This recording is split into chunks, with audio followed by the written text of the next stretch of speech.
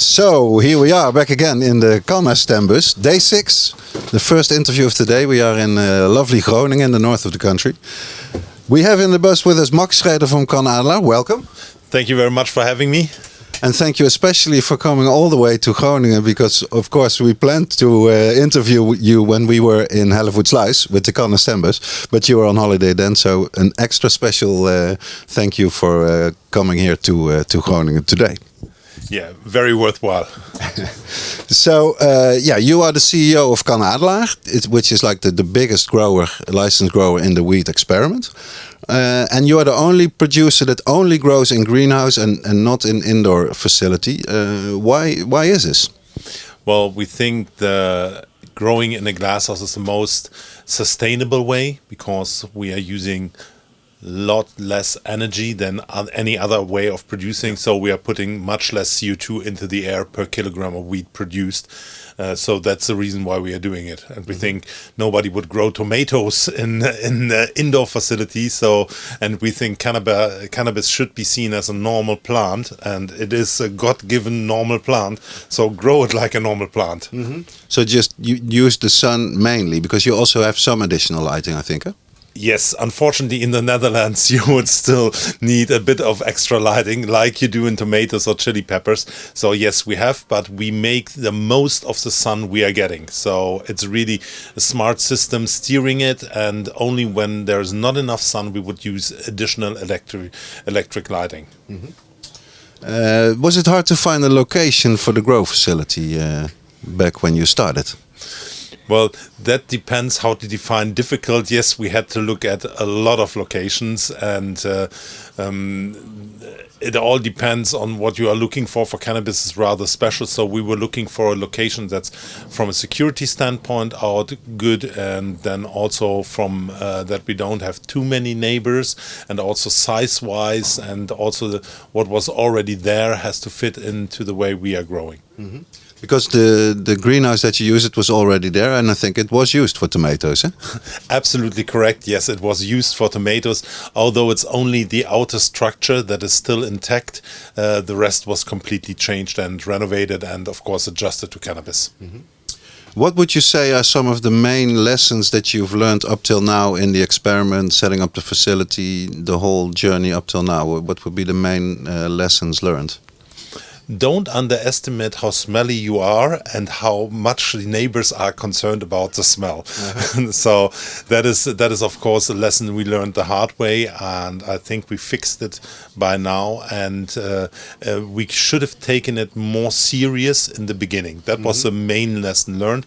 The other lesson, but that we knew already from other markets, is that it is extremely important to have very good regulations and good cooperation with the regulators, which is here in the Netherlands really good, I have to say.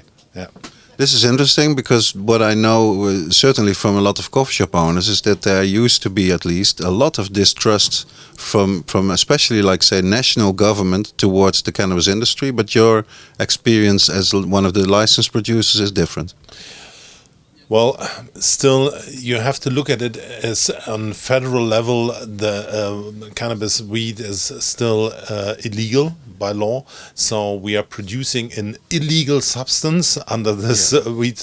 You have to look at it that way, and so it's okay. It's not like we are, brewing beer there. That would be much more laid back, or growing tomatoes. So we kind of live with the regulations, but they're okay, I have to say.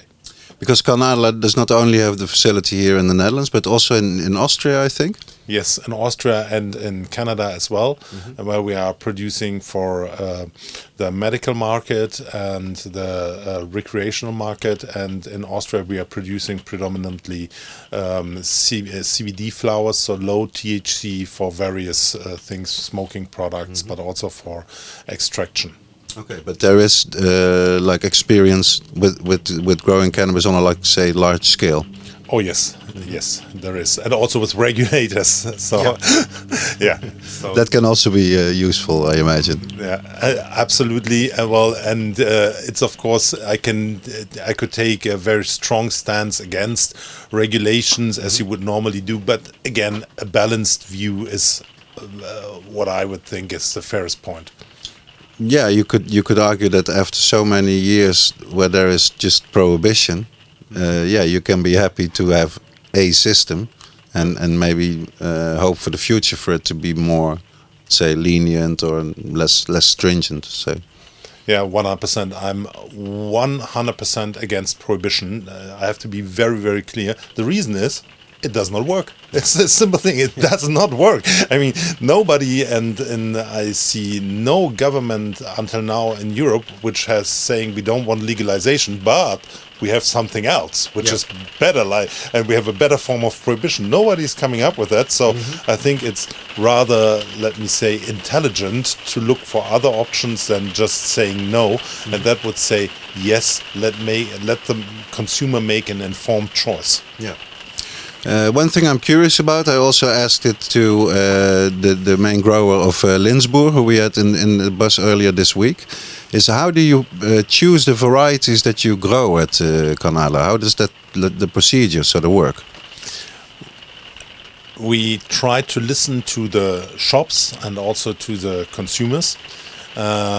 We are having a quite extensive database, so to speak, of varieties that we have in stock, and we know from other businesses we run what is going good, what is going not so good, and also we always have to test on each specific site which variety is thriving under that conditions. Yeah. So that's how we are picking. Are there any, say, like clear favorites in the varieties that people really favor over other ones, or is it more? Well, for us, it's our Skywalker Kush and Wedding Cake that are really like the ones that are have been picked up here by consumers in an incredible way. We also have a new Amnesia, and we call it Amnesia Mastercut, which is also going really, really good. And the rest of the strains, we try to keep it, interesting enough, let's say, by taking one strain out, putting another strain out there, and then see how the consumer is deciding, basically. It's a normal market phenomenon that people get used to a certain product and they drop it, choose for another one. Yeah. The competition also is there, so it's good. It's nice. And are there like a lot of changes in say the varieties that you grow, or is it more like you pick one and there you go for say a year or 2 years? How does that work? No, really, we are constantly looking at new strains, new varieties, and trying to improve, meaning better taste profiles, higher yields, more resistancy against insects as we are growing bio. Then also the THC content unfortunately plays a big role for the consumer. So higher THC contents is also a thing to look for. Unfortunately, I have to say, I'm not a big fan of that. Yeah, I want to know a bit more about that. You say, unfortunately, it is. Why do you think it's not right that the consumer places so much emphasis on just the THC percentage? Well, it would be like judging wine by just the alcohol content.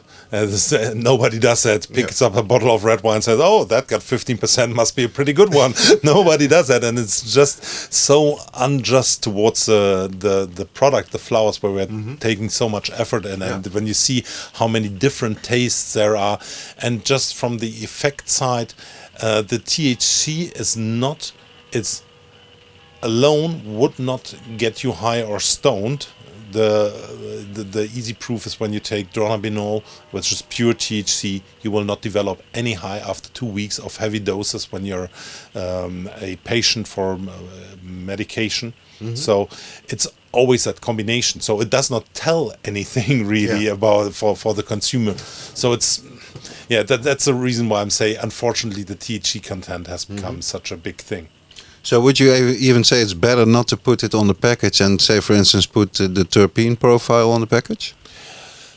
terpene profile difficult to read. My favorite thing would be to put like a range of THC values on it. For example, on flowers, the tested average of the batch, which we have now on the back with the flowers, and replace that by a range of plus minus 2%, 4%, which would be scientifically even more precise, because the testing method is not even that precise like it seems on the batch back with one THC value. So, and even as most growers I'd say would know, is that even within the same plant, if you have like the lower branches, the smaller buds can have a different THC percentage than the buds right up top there. So, like you say, it gives a false sense of accuracy. Is what I think.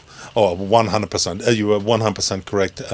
Our own tests have shown that within a batch we have deviations by plus minus 6%.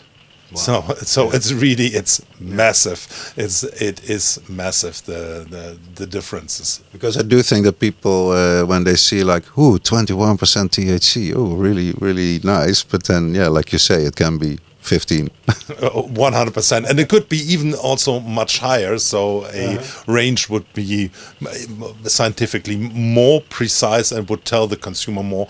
And I think the consumer should just always go like, okay, test it for yourself, see how the effect sets in. Are you happy with the effect or not? Do I like the taste? And all that. That's much more important than anything else. Yeah. We already discussed it a bit. The smell issue, the complaints about the smell that CanAdelaar has gotten. What's the exact status right now? Because I know there has been this court case, and there has been like a threat of having big fines for CanAdelaar. But ever since that, there's been total media silence. What's like the current status of this? Well, as we told from the beginning, we are finishing by now the last steps that we promised to do in our filtration system, and the complaints gotten down now. Last week we had 9 complaints in a total week, and we are also looking at further reducing that, so it will go away. And we were pretty sure from the beginning. I just have to excuse again that it took us so long time.